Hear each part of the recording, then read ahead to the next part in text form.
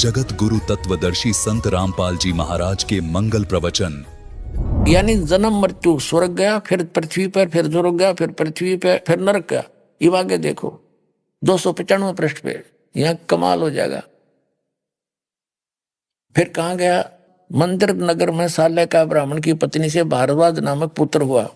भारद्वाज के शरीर ने छोड़कर महावीर भगवान का जीव कहाँ गया? पर्याय ने छोड़कर महेंद्र स्वर्ग में देव हुआ। महेंद्र स्वर्ग से फिर कहाँ गया? इतर निगोद में एक सागर की आयु वाला निगोदिया जीव हुआ। निगोद से निकलकर श्री महावीर भगवान का जीव कहाँ गया?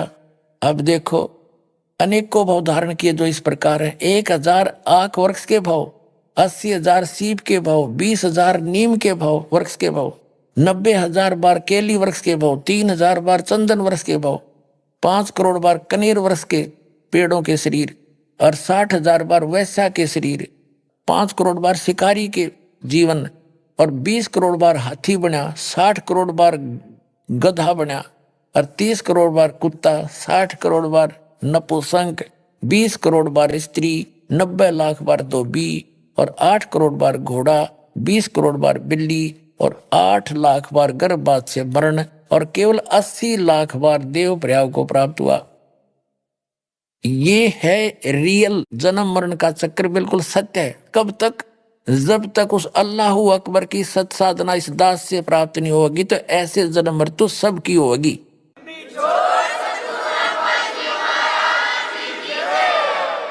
और ये हालत तो ब्रह्म सत्र की साधना करने वाले की है, जो वेद ज्ञान दाता और गीता ज्ञान दाता, कुरान शरीफ का ज्ञान दाता है, ये एक है। इसके बताए अनुसार साधना करने वाले की जन्म मृत्यु सदा बनी रहेगी।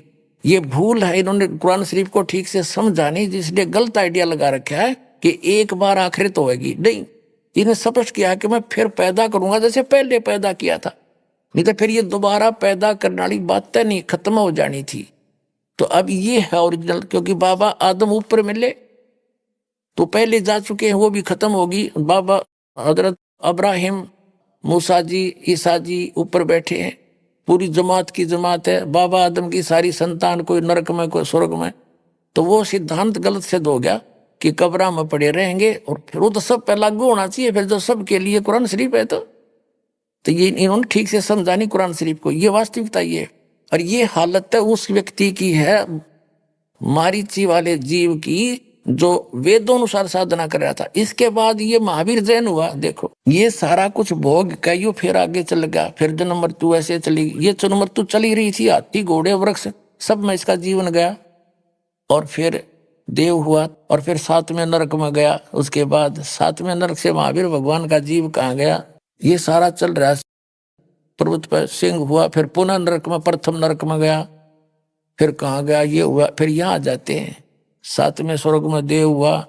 अब यहाँ आगे जम्बू द्वीप के छतरपुर नगर में नंदीवर्धन राजा की वीरमती नंदी से नंद नाम पुत्र हुआ। नंद का जीव फिर आगे कहाँ गया? पुष्पोत्तर विमान में देव हुआ। तदंतर 24 में तीर्थंकर श्री महावीर भगवान हुए।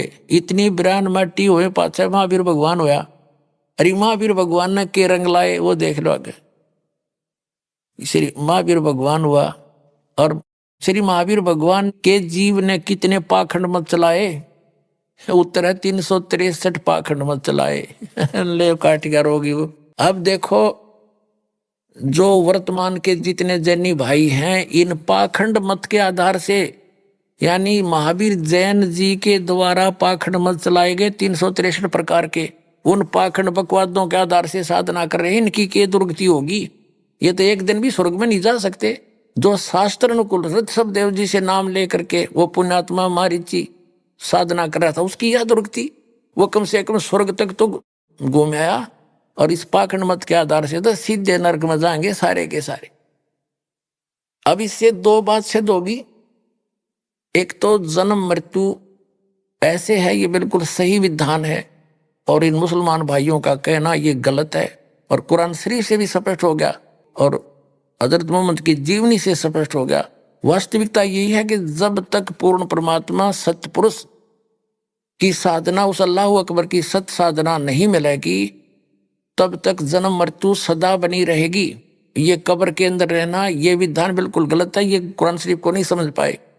और उस सदा के लिए समाप्त कराने के लिए परमात्मा ने दया कर रखी है अपने सभी पुण्यात्माओं पर, क्योंकि उस परमात्मा के सभी बच्चे हैं। जीव हमारी जाति है, मानव धर्म हमारा, हिंदू मुस्लिम सिख ईसाई धर्म नहीं कोई नारा। हम सभी एक परमात्मा के बच्चे हैं, उस अल्लाह अकबर के बच्चे हैं। हम शैतान के लोक में रह रहे हैं, यहाँ बिरान माटी कर रखी सबकी। आज सब कुछ दिखाई देता, कल मृत्यु हो जाती है, कुछ भी साथ नहीं। ये धोखे में देकर और विवश करके रखा हुआ है। ये सारे काम जबरदस्ती करवाता है। हजरत मोहम्मद को इसने अपना ज्ञान जबरदस्ती पढ़ाया, जबरील देवता के माध्यम से डरा धमका कर। इसका विधान दिखाएंगे कभी समय आने पर। तो ये ऐसे ही कर रहा है। और वो पूर्ण परमात्मा स्वयं आता है, सह शरीर आता है, उसका नाम कबीर है, अल्लाह अकबर है, वो परमात्मा कबीर है। वो आकर के अपना सच्चा ज्ञान रूबरू आकर देता है। हम पहचान नहीं पाते क्योंकि हम गलत ज्ञान ग्रहण किए हुए थे। अब वो नहीं आए तो इस दास को भेज रहा कि अपना आत्माओं अपना कल्याण कराओ और मुक्ति पाओ। बोलो सतगुरुदेव।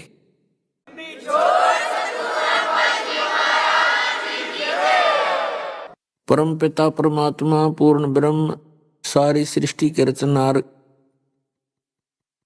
कबीर देव कबीर साहेब अल्लाह अकबर परम अक्षर ब्रह्म पूर्ण परमात्मा जी की असीम रजा से आप परमात्मा की प्यारी आत्माएं उस परमेश्वर की महिमा सुनने के लिए उपस्थित हुए। धन भाग हैं आपके, धन हैं आपके माता पिता जिनसे आपका जन्म हुआ। परमात्मा कहते हैं सूक्ष्म वेद के अंदर वो स्वयं आकर ज्ञान देते हैं। या तो माता भगत जन है, या दाता या सूर, और नहीं तो रह ले बांझड़ी क्यों व्यर्थ गंवावे नूर। परमात्मा ने कहा या तो माता भगत उत्पन्न करे, या कोई सूरवीर उत्पन्न करे, और या कोई दानवीर दानी उत्पन्न करे। अन्यथा इसके अतिरिक्त जो संतान हो, ऐसे स्वभाव की संतान नहीं है, तो इससे अच्छा तो बांझ रह ले, कोई उत्पन्न ना करे वो अच्छा। तो पुण्यात्माओं, आप उन माता पिता से जन्म है आपका जिन्होंने आपको भक्त जना, दानी जना और सूरवीर हो आप। क्योंकि इस दास को खूब पता है जो इस परमेश्वर के मार्ग को ग्रहण कर समाज के अंदर जी रहा है, वो कितनी सूरवीरता से जी रहा है, किस किस प्रकार की उसने बाधाओं का सामना करना पड़ रहा है, फिर भी सबको चीरते हुए चल रहा है। तो आप के अंदर वो तीनों क्वालिटी हैं, इसलिए धन्य है आपके माता पिता जिनसे जन्म हुआ।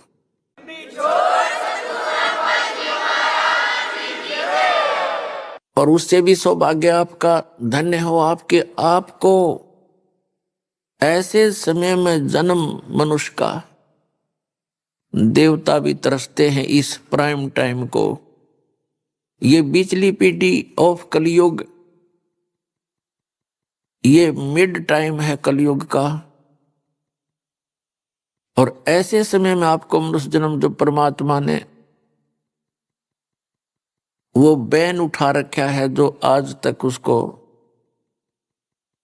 छुपा के रखना था, जिस यथार्थ भक्ति और ज्ञान को, आज परमात्मा का वो समय आ गया है जिस समय में इसको सार्वजनिक करना था। और ऐसे समय में आपका जन्म, पुण्यात्माओं, लाल की परख जोरी कर सकता है। ना उसको स्वयं पता होता है तेरी कितनी कीमत है, ना अनजान व्यक्तियों को पता होता है इस लाल की कीमत कितनी है। ये दास जौहरी है, आप उस परमात्मा के हीरे मोती लाल हो। आपके लिए वो परमात्मा कितने तरफ रहे थे अपनी प्यारी आत्माओं को काल के जाल से निकालने के लिए, कितने युगों से आपके पीछे पड़ रहे हैं, कितने आपके पीछे फिर रहे हैं। कहते हैं गोता मारूं स्वर्ग में और जा बैठूं पाताल, और गरीब दास ढूंढते फिरे हम अपने हीरे मोती लाल। आप उन हीरे मोती लालों में से हैं जो कि काल ने पता नहीं कहां कहां फेंक दिए थे, और आज आपको ऐसे समय में मनुष्य जीवन प्राप्त है। तो पुण्यात्माओं, अब इसका लाभ उठाना, सावधानी बरतना थोड़ी सी, बस इतने में बात बन जाएगी। क्योंकि आप तो युगों युगों से मालिक की शरण में रहे हो, फिर पैर फिसल गया फिर चले गए। अब जिनको सारनाम प्राप्त हो जाता है और वो पार नहीं हो सकते क्योंकि कई कारण बन जाते हैं, तो वो पुण्यात्माएं परमात्मा की प्यारी आत्माएं होती हैं। सारनाम जिनको मिलता है वो विशेष आत्माएं होती हैं, वो पार नहीं होती हैं या भटकती रहती हैं, तो फिर परमात्मा नए सिरे से फिर उनको तैयार करता है। तो इस चौथे युग में इसी समय में आपका दाव लगेगा पार होने का, और इसको चूक गए तो पुण्यात्माओं बहुत लंबा फिर बखेड़ा फिर शुरू हो जाएगा। तो सावधानी बरतना, और सावधानी इतनी है कि जो गुरु वचन पर डट गए कट गए फंद 84 के, भाई जो गुरु वचन पर डट गए कट गए फंद 84 के। गुरु जी की आज्ञा का पालन करें, समाज ने एक तरफ धर दे। क्योंकि जो इस ज्ञान को नहीं सुनते वो तो अपने जो रीति रिवाजों को अंतिम मान के उसी प्रोसेस को, उसी प्रोसीजर को फाइनल माने बैठे हैं। लेकिन हमारा मार्ग उससे हटकर है, और इस भगत और जगत का आपस में विरोध क्यों रहा है? इसका कारण यही है कि समाज की रीतियां अलग हैं। वो तो यही जन्म और मृत्यु के इस प्रोसेस में, इस चक्कर में रहने की है, और हमने इससे निकलना है। उससे निकलने के लिए वो रीति रिवाजें अलग हैं, तो हमने उनसे हटकर आगे बढ़ना है। और किसी का बुरा नहीं मानना। यदि आपको कोई गलत कहता है, आपने ये जानकर के वो बालक हैं, उनको ज्ञान नहीं है, आपका जो विरोध करते हैं वो अनजान है, जब उनको समझ में आएगा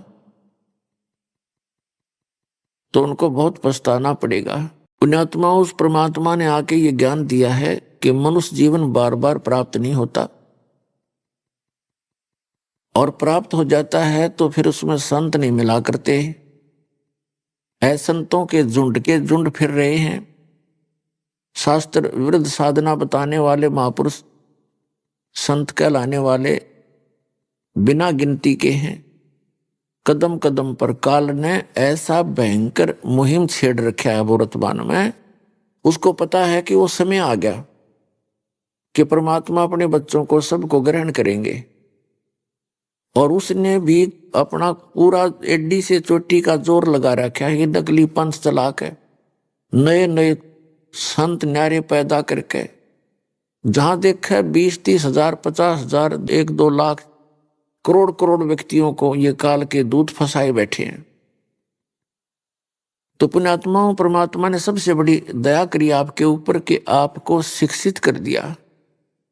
ये दास खूब देख रहा है कि जब दास का जन्म हुआ सन 1951 में, 8 सितंबर 1951 को, उस समय शिक्षा का कोई विशेष जोर नहीं था, किसी की रुचि नहीं थी।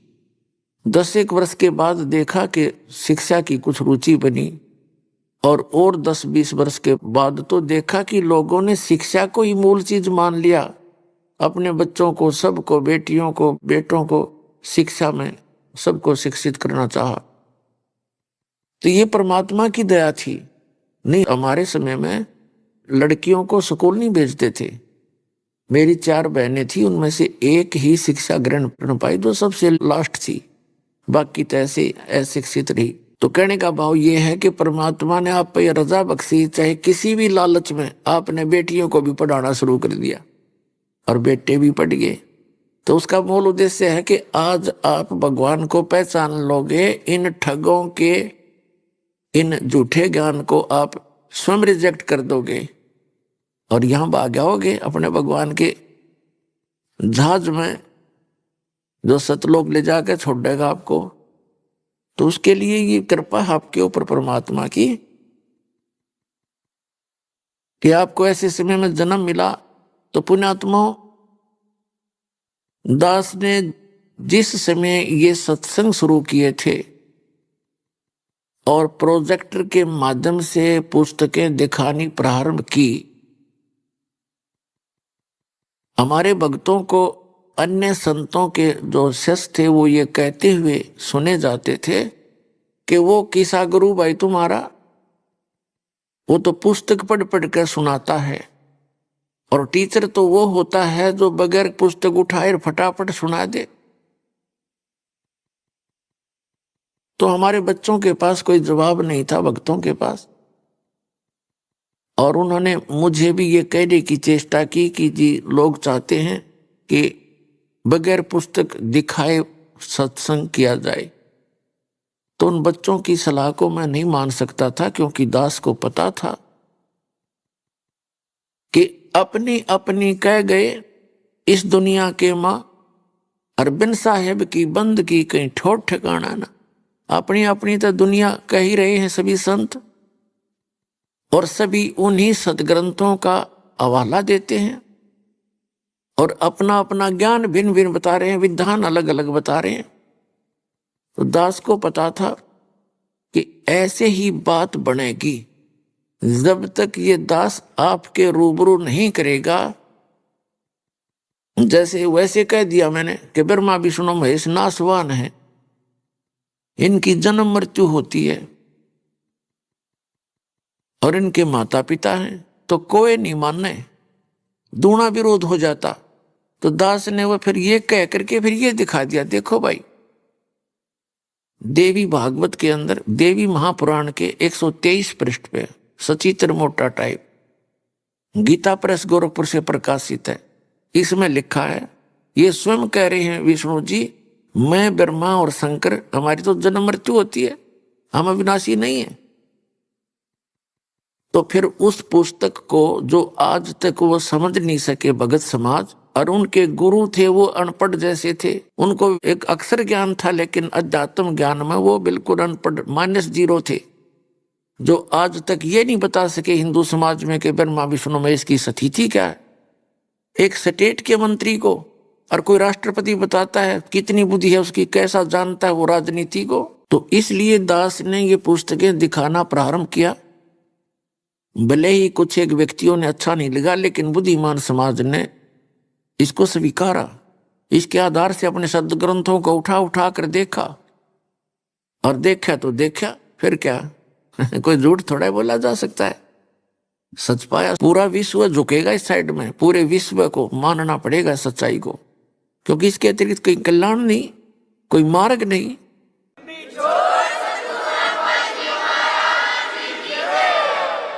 तो जो प्रसंग चल रहा है कि ये बीच वाला समय जो कलयुग का है, ये मोक्ष काल है, मोक्ष समय है, और इस समय में जो भी परमात्मा की शरण में आ जाएंगे, सतभक्ति करेंगे, उनका मोक्ष होगा, वो उस स्थान पर चले जाएंगे।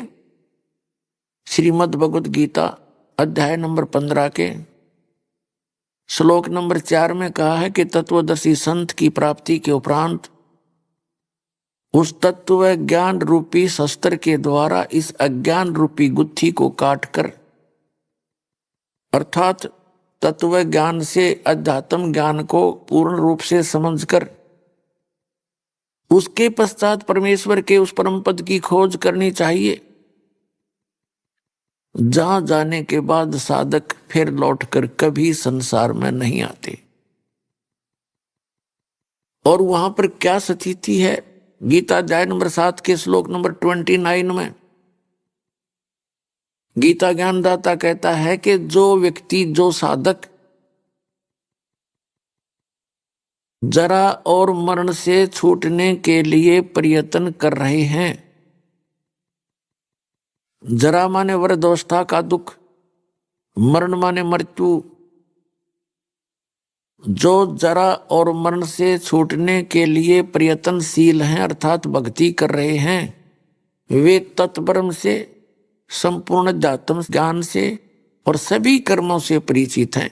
अब अर्जुन ने 8वें अध्याय के प्रथम मंत्र में पूछा कि किम तत्ब्रह्म, वो तत्ब्रह्म क्या है जिसको जानने के बाद साधक केवल जरा और मरण से छूटने का ही प्रयत्न करते हैं।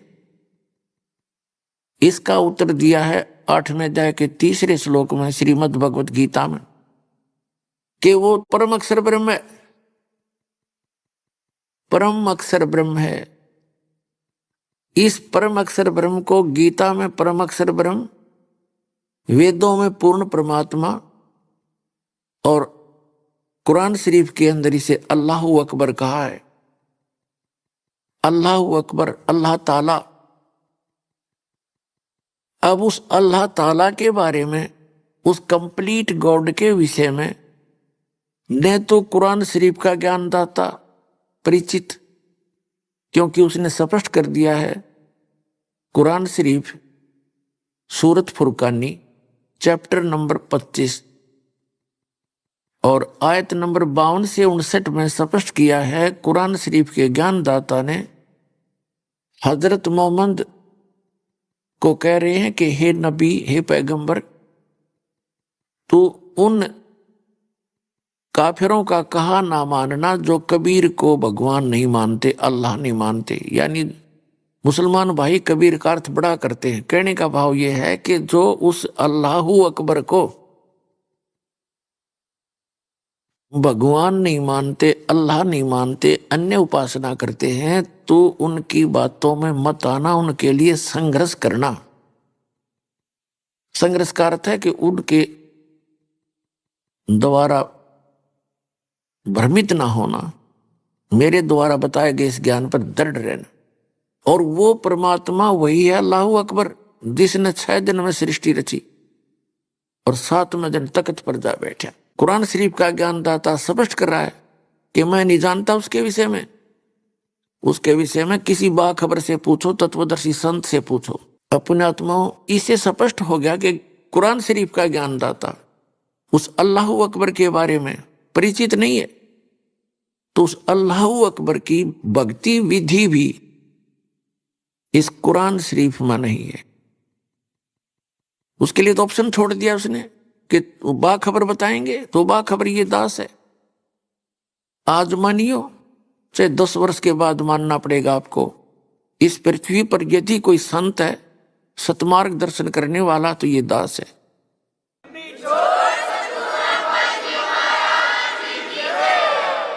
वैसे तो अच्छी आत्मा सभी है, लेकिन वो सभी तत्व ज्ञानहीन है। उनके पास यथार्थ भक्ति विधि न यथार्थ ज्ञान है।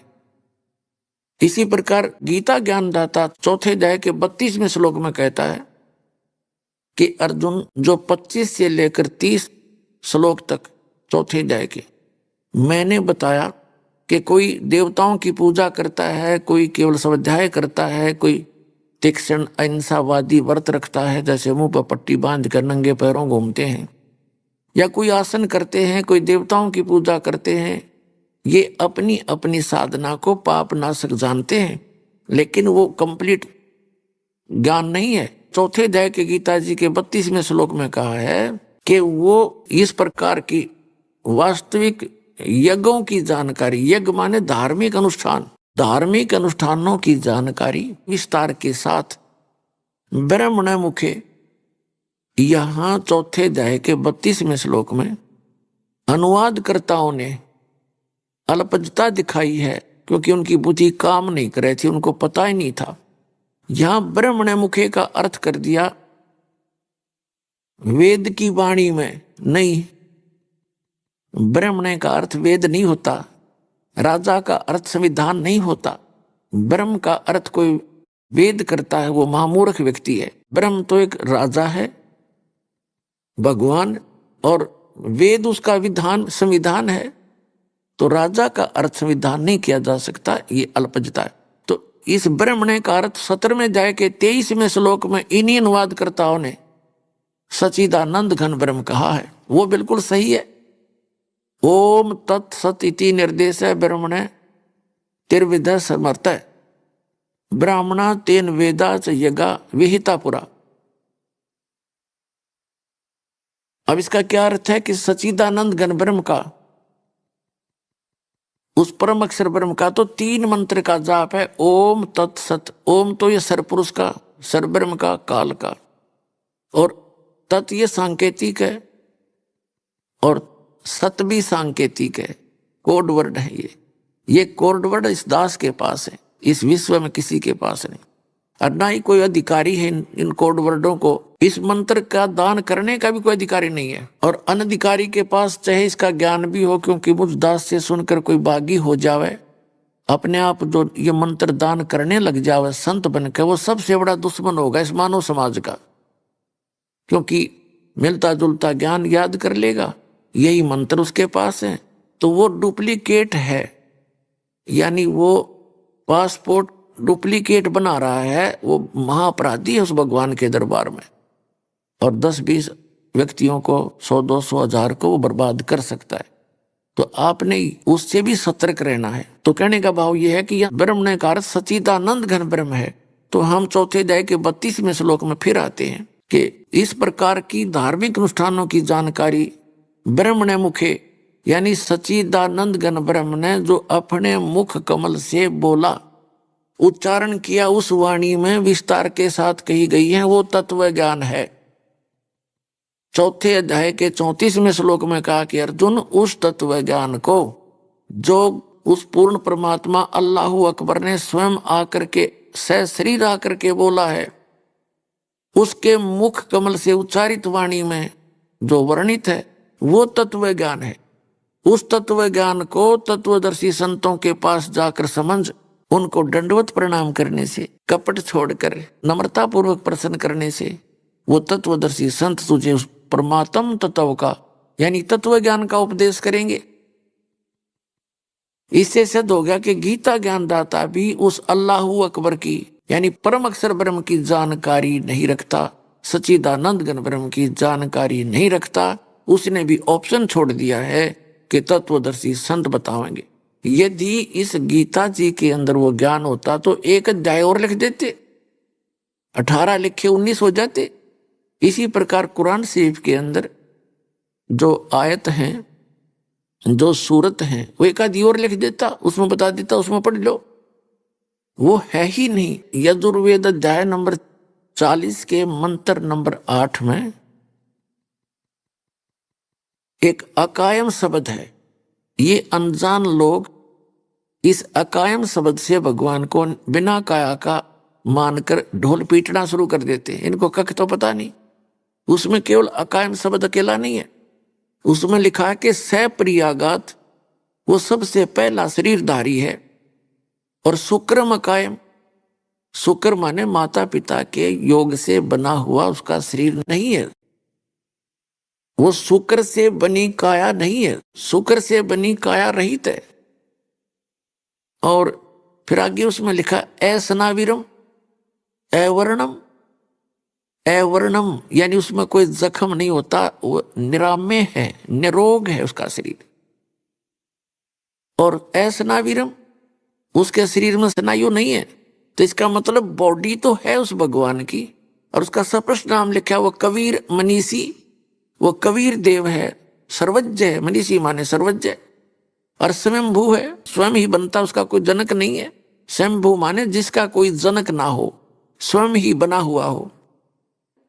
ऐसे ये वेद के अनुवाद करता भ्रमित है, भगवान को निराकार बताते हैं, उसमें स्पष्ट साकार लिखा है। यजुर्वेद अध्याय नंबर 40 के मंत्र नंबर 8 को ये मुसलमान प्रवक्ता डॉक्टर जाकिर नायक जी भी कैसे अनुवाद करता है कि उसका जिस्म नहीं है, बॉडीलेस है भगवान। तो इन्हें खाक पता है। आगे 40वें अध्याय के मंत्र नंबर 9 का अनुवाद गलत करते हैं। ये संभूति का अर्थ है जो उत्पन्न होता है, असंभूति जो उत्पन्न नहीं होता है। इसका निष्कर्ष निकाला है। अभी आपने सुने संत रामपाल जी महाराज के मंगल प्रवचन।